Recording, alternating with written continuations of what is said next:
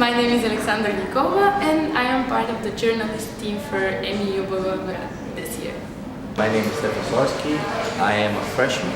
I am the commissioner in the MEU. My position is to set up the original proposal and then to help the delegates if they have any questions about the proposal, to help them elaborate on it, and further on to help them decide on amendments and to complete this whole simulation. Hi, I'm Michaela.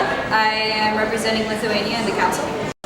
Okay, my name is Lisa. I'm originally from Ukraine, but here I represent the Kingdom of Netherlands in the council. Hi, I'm Mila Grancharov. I'm a third-year student at AUBG, and I am currently chairing the Council of the European Union at this year's MEU Blagoevgrad 2018.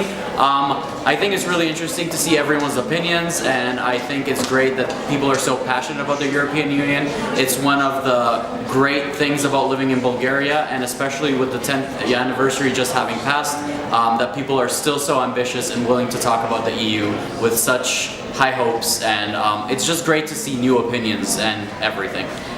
So my name is Albert. It is my third European Union here in Model European Union in Pagoda. I'm very happy to be here. As a lobbyist, I think the role of the lobbyist is very significant because it influences in a way the decision making of the policymakers by actually showing them the true benefit of the topics being discussed, by bringing a different insight into it, by giving different perspectives of the businesses, and actually coming to a conclusion that at the end of the day, it's the end user, the average person, each one of us is the one affected by it. There is no good and bad side of the people that decide what the process should be.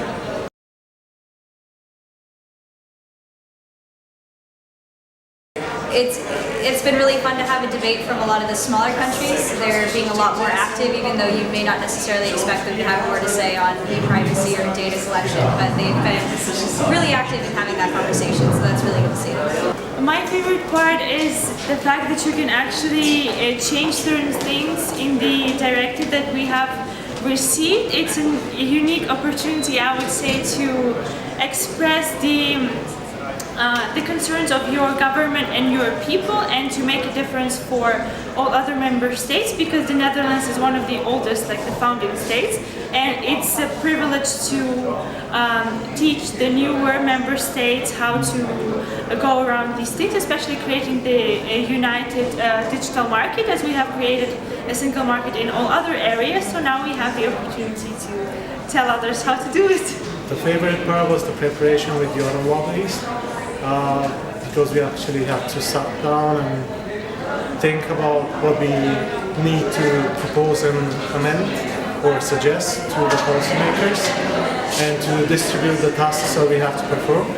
So it was very challenging because we haven't seen each other before, and we have to decide whether to cooperate and work together or be in opposition. My favorite part so far is when I got bombarded with questions about why we had a 1 billion euro budget for a given article, and everyone was like, why 1 billion? Why 1 billion? Why can't we make it 1 million? Why can't we make it 500 million?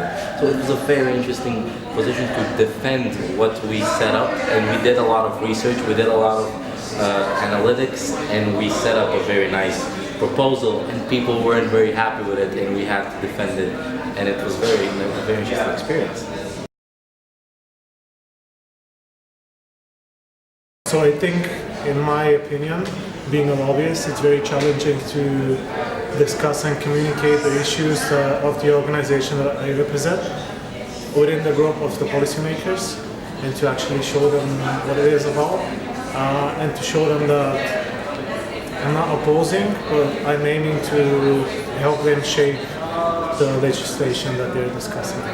The challenging part is it's such a complex issue, and we're still learning so much about data privacy, we're still learning so much about fake news and how we use information and how we disseminate it.